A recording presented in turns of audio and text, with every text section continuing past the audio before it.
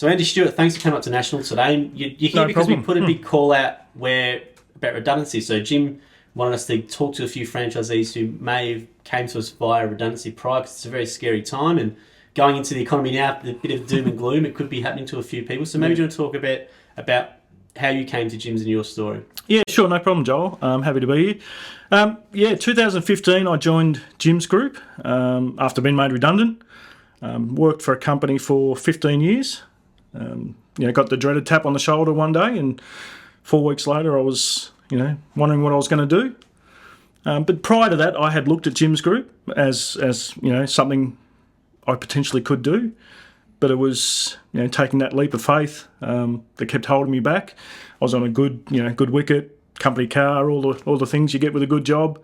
It was a scary time to, throw that all away. But the redundancy made me, look at it again, and here we are 8 years later. Yeah, it's I can imagine it be a really bad feeling. Obviously, you're there for 15 years. You've invested a lot into the business, and then all of a sudden, see you later. It's a pretty bad feeling. No, well, literally, that's exactly what it was. It was a tap on the shoulder. It was, here's 4 weeks' notice. All the best. So, yeah. And what was going through your mindset at that time? Oh, I was angry, to be honest. Really disappointed, angry, shock. What am I going to do now? Why me? All those things were going through my head. It was a bit hard to swallow at the time. No regrets now, absolutely. So when that's happening, as you said, you've got all this emotion going on, and then you've obviously decided, well, what am I going to do? So then, was there any other things you looked at, or how did you go through that process? The industry I was in is pretty, close knit. So I was offered a few roles with other companies. So I generally looked at taking those. But like I said, I previously looked at Jim's, and I thought running my own business is something I could do, something I wanted to do. So I didn't really take up any of those offers. So no, I was, within a month I was, really heading down this path full steam. So. And what was it about the Jim's that you liked? The lifestyle, the freedoms, running my own business, not working for anyone else. Like I said, I felt I could tick all those boxes and do it well. So, that's, at the end of the day, it's exactly what I thought it would be. And what made you choose Jim's Test and Tag? I looked at all Jim's Group. Like I said, I went, early days, I went through a few seminars with Jim's mowing, mainly when he used to have them down at the Wantirna Club. But I thought, no, mowing's too much hard yakka. not something I'd want to do in 40-degree heat like we've got at the moment. But Test and Tag really appealed to me. Something I felt I could do. The role I was in at my previous company, I was sort of in charge of that, getting all our service techs gear tested and tagged, and was involved a little bit. So it's felt like something I could do. So you're sniffing around for a while. You sort of knew Bobby wanted to do your own business, but you're in that sort of comfortable, lifestyle. Yeah, it was exactly right. I was on, a good wage, like I said, company car, phone, all of those perks that came with it, working my own hours essentially. So it was a hard thing to give up. But when the decision was made for me, it was no brainer. Now let's talk about the training itself. So you've gone and decided to do Jim's Test and Tag franchise, and you've started the training. So maybe you'll recall how your experience was. Yeah, when I joined in 2015. They were also Test and Tag, so I chose Test and Tag, and then they were also transitioning into fire services. So I did the fire training first, which was a week here at National Headquarters, and then did the 3-week Test and Tag program. So I was up here for 4 weeks solid, which was a bit of an experience. But the Test and Tag training was awesome. We went through everything, about running your own business to the technical side of things. So the guys were really good. The trainers were, helped you work through everything. So, And what was your first week like back as a franchisee? The first day, it was a bit daunting. You send out there on your own, but it was luckily I had another franchisee needing help with a job. So that was actually a really good introduction. I had work lined up from the start, to be honest. I had a few family and friends, businesses say, we're going to get you in now. So that certainly helped. I could just sort of work my way through it at my own pace without too much stress. So then you're just building up customers. You're getting leads and working out how to deal with leads and things like that. So Yeah. that was interesting times, but yeah, great experience. And let's talk back. Just want to talk real quickly back to the redundancy thing. What advice? Because obviously now there's a bit of doom and gloom. If Australia got a recession or not. What advice would you have for someone who was maybe in your position or around about hovering about thinking about doing it? What advice would you have for them? If it's something you've been thinking about, do it. Like I said, it was daunting for me, very daunting, but as it turned out, it's the best thing I've ever done. It's the best thing that's ever happened to me. You're wondering all these scenarios, but yeah, if you're thinking about doing it, do it. And when you say it's the best thing you've ever done, what does that mean? What is that for people to describe? Is it a lifestyle thing? Is it money? Is it freedom? Or you're just in control? What is it? All of the above. I was about, a lot of the decisions I made was about lifestyle. Like I said, the job I had was flexible in that as well. I was not clocking on and clocking off, so that's something I wanted to continue doing. But now, 100% lifestyle. Pick and choose. When you want to work, when you don't want to work. Obviously at the start when you're building up your business, that's a bit tough. You've got to take, as much as you can get. But when you pretty soon you get to a point where you can just do your own show. So yeah. Now, when you say lifestyle, for me, is that for you? Meaning, is it less of a stress, or is it more family time, or more hobbies you want to do? What does that mean, lifestyle? I didn't realise my previous job that I was under stress. I thought I was, okay. When I started this, my wife, first thing she said after 6 months, you're so much more relaxed.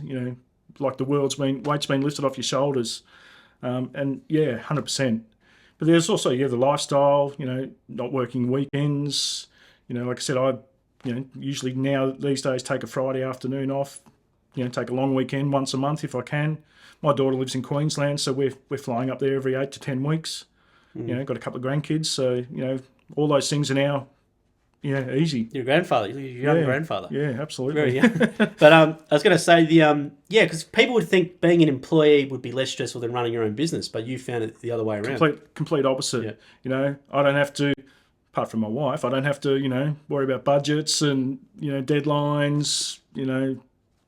Quoting. I just like to quote, but going out and knocking on doors to customers and just dealing with all those added stresses. This dealing with the customers we deal with now, it's they call us because they want us. So it's a much more easier relationship. Let's go back to your early days with the training. How did the training hold you instead for running the franchise?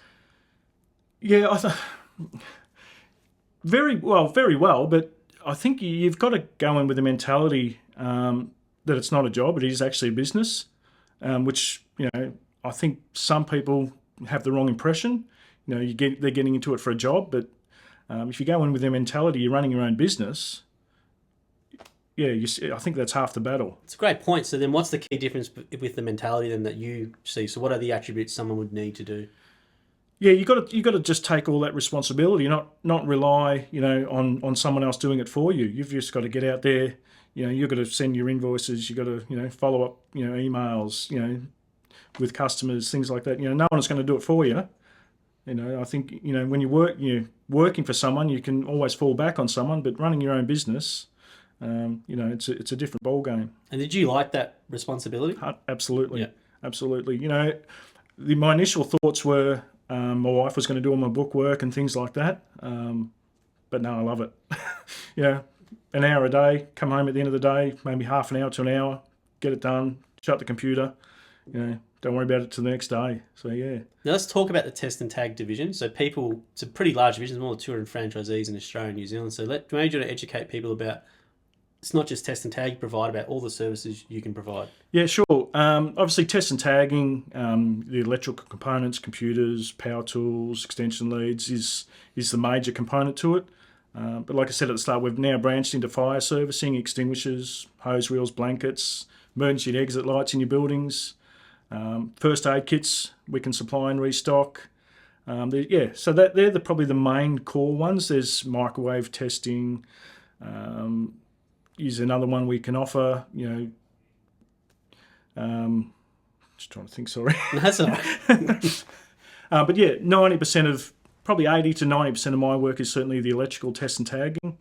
10 to 15 is the fire servicing, then a few other little bits and pieces. Now in Victoria, I know each state must be different with requirements and stuff, but in Victoria, maybe do you want to educate people about maybe their obligations as a business owner, or if they own a business, what do they need to have done? What should they have done? Yeah, sure. It all falls under the OH&S WorkSafe Act. An employer is obligated to provide a safe workplace. No if, buts or maybes. Now, part of that is electrical safety, which is where we fall in. So, an employer must be able to demonstrate they're providing a safe workplace, and having your appliance tested is really the only way that can be done.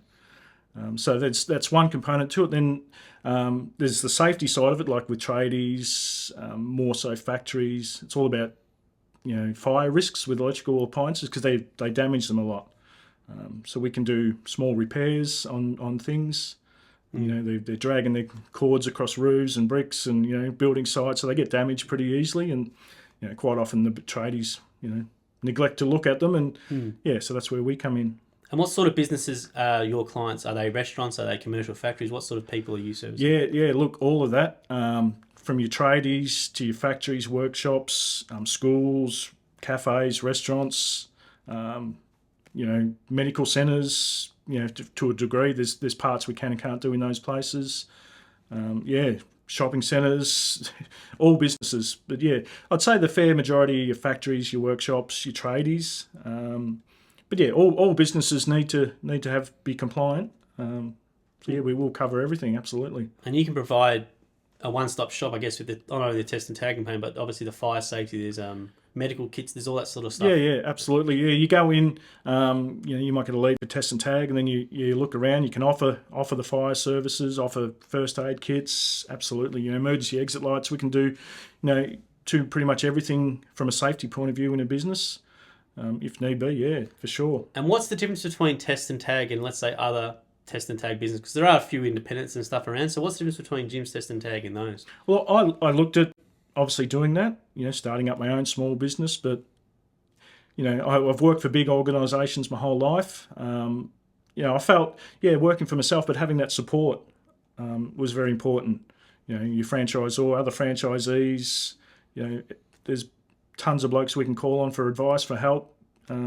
That's what appealed to me. The network behind Jim's Group, from legal to all sorts of things if we need it. Why do customers choose Jim's Test and Tags? I know Jim's in general, we're not a brand which is the cheapest all the time, but we provide a premium service. So why do customers use Jim's over other people from your experience? Everyone knows Jim's. I speak to customers who, I get a lead. They'll just say, well, yeah, we knew Jim's could do it, so we called Jim's. Absolutely. I've put in many quotes and they've said, yeah, you're not the cheapest, and I won't be I've told them I won't be your cheapest option, but this is what we can do. Here's an example of what the reports we can provide. Yeah, win more than my fair share of business that way, no doubt. I've been talking to other franchisees in Test and Tag, and I think you guys test beyond what is required, they were telling me. So in regards to the standard of what you're providing, reporting and all that sort of stuff. Yeah, we do. Part of our offering is appliance leakage testing, which not everyone will do. So we do a run test on all appliances, that's when you want to know it's safe, when it's actually running. So that's one thing we certainly do offer and provide to all our customers where required. Yeah, absolutely. And what are some advice then that you've got for business owners in general? Because this might not be something they think about too much that they need to have done, but they need to have it done. So is there a regular interval, or is there signs they should look out for? What's some things they could maybe take away from? Yeah, well, it's certainly becoming more of a focus from all businesses. It's something we're getting. Where it used to be once upon a time just tradies and the like who were getting it done because they're very regulated and inspected and they have to have it done. But all businesses now, we're getting calls saying, hey, look, is this something we should be doing? Yeah, absolutely. And the frequency will vary from business to business depending on the risk. Like, for example, tradies, they're every 3 months. No if, buts or maybes, but your factories, 6 months. But offices can be for anywhere from 12 months to 5 years, depending on the risk involved. That's certainly something we can discuss with the customer at each time we go. And what's the biggest customer that you do in terms of size? Yeah, good question. There's a customer probably takes me about 3 days to do, which is turns out to be it's every quarter, which is, that came from a lead, 5 or 6 years ago now. So I've been doing this customer. I do customers that last, a whole day's worth of work, something, day and a half. So it does vary. Sometimes you can be in and out in an hour. Where you can do multiple jobs in a day. But yeah, you sort of look at the schedule in advance and plan your week, plan your month, and when you've got the big ones coming up, which is all, like I said, that appealed to me as well, because we can call on other franchisees. Quite a few of us work together on big jobs. Where we're getting busier and busier. At the start, you would do a 2 or 3 day job yourself. But now, if you need help, you want to shorten that time, you get a couple of guys in and knock it over in a day, which is really good. Yeah, because I know you come out here with Alan, who does the Gyms Group head office here, so you guys do that over a couple of days, or is it a day here? No, it's probably at least 3. 3 days. Yeah. So this is a big customer of the Jim's Test and Tag Group. So I've certainly been involved with this site. Yeah. Jim's a big fan of Test and Tag, because the one time he had Test and Tag done, and the guy, for whatever reason, someone was working on the computer and that computer didn't get tested. It ended up sparking up and burning down a whole section of the office. So he's a big proponent of you. Well, that's a lot of things with electrical faults. You can't see them, which is one of the main reasons to get your Test and Tag done regularly. Absolutely. Now with a customer, like, what's the process from? They obviously call 131 546 or online via the website, but do you guys come out and do a risk assessment, or maybe do you want to explain the process? Yeah, it varies. Where more often than not, I'll ask if I can come out and have a look at the job before quoting. You gauge, get a feel of the size of the job and what's involved. You certainly ring them up and have that discussion. I got a lead the other day, for example. Customer said it's going to be at least 1,000 tags. So I'm going out to have a look at that on Monday. Yeah, it's a job like that, 100% I'll always try and get out and have a look. Your tradie, your factories, you can genuinely have that discussion, then quote, over the phone or via email. So yeah, it's a different, horses for courses, but yeah, 100% like to get out and have a look if possible, and just meet the customer face to face, and yeah. Awesome. And let's talk about now the fire safety part of the division. So when you started, it was just maybe brought in. So, maybe do you want to talk about the what are the actual services you offer, and go in a bit more detail about those? Yeah, sure. Fire safety is something that's, like I said, came in around 2015. We are all Cert 2, qualified to, for fire inspections on your portable equipment. Then, hose reels, fire blankets, and fire extinguishers, portable fire extinguishers. This is a service that has to be done. It is by law. It is required to be done every 6 months. Emergency and exit lights fall under that as well. That's a service we can provide. Inspection and testing, and also replacement of extinguishers. We've got a couple of good suppliers within the Test and Tag Group which we call upon. So that's something. Not all of our customers, sometimes if they're renting a premises, for example, the landlord is responsible for that. So we don't get the opportunity necessary to provide that service. But we're a factory, cafe, tradies, where they own the equipment, we can certainly provide that service to them. And I've heard a few times, like I see a few comments online about, people thinking you have to be Sparkies to do what you do. But I know for a fact that Sparkies will call you guys for advice on some stuff, and you might call them. So you work hand in hand with 100%. I've got 2 or 3 Sparkies who call me and say, Andy, look, we're doing a job. They need test and tagging done. Can you fit that in for us? It's not something they want to do. They make more money doing their core business. Happy to help. Absolutely in that scenario. But we're not electricians. Obviously, we went through the training.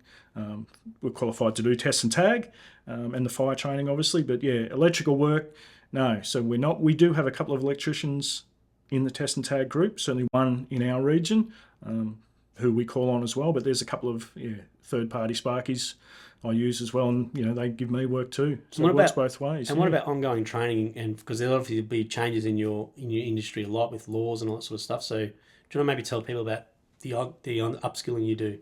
Yeah, well, that's one of the things that certainly appealed to me joining the Gyms Group. Updating of the Australian standards. We get copies of those regularly. We're in the Fire Protection Association, so we get regular updates on the industry, things in the industry. When you're out by yourself, I don't think you'd have that support behind you. We have monthly meetings with our franchisor, annual conferences.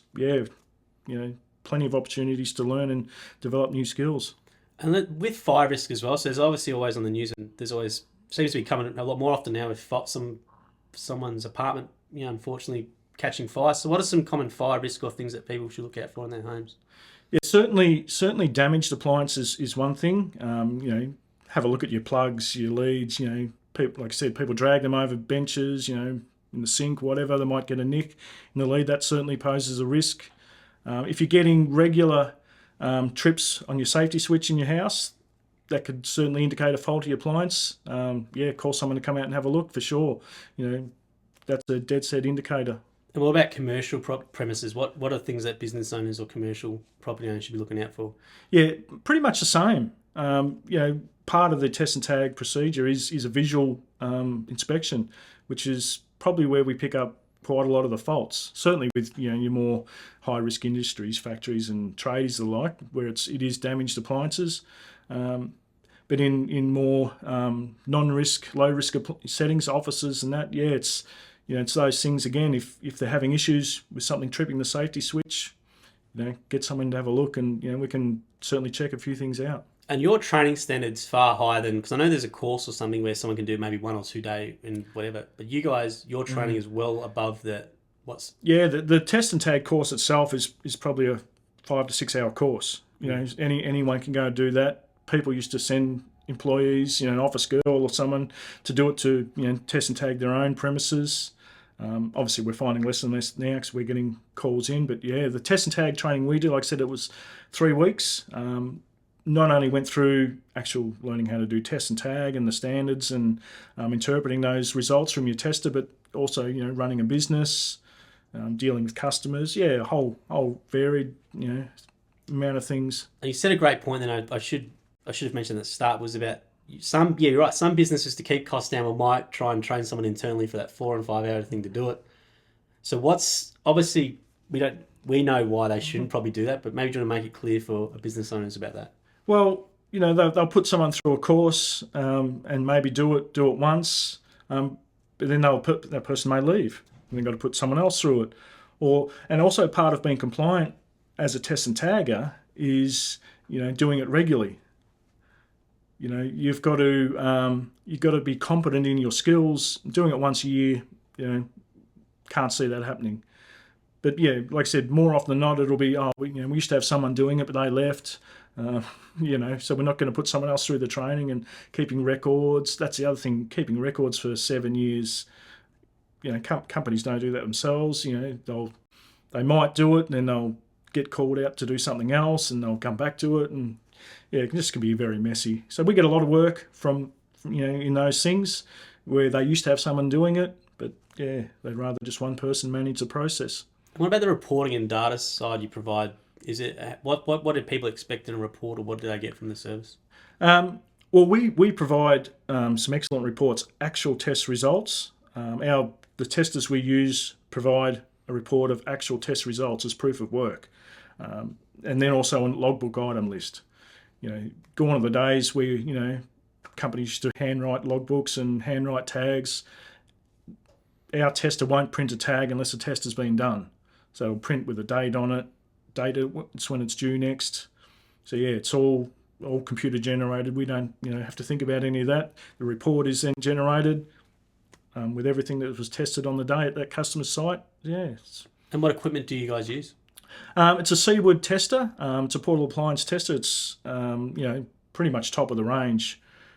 It does everything for us from all your standard appliances. It can do 3-phase testing, RCD testing.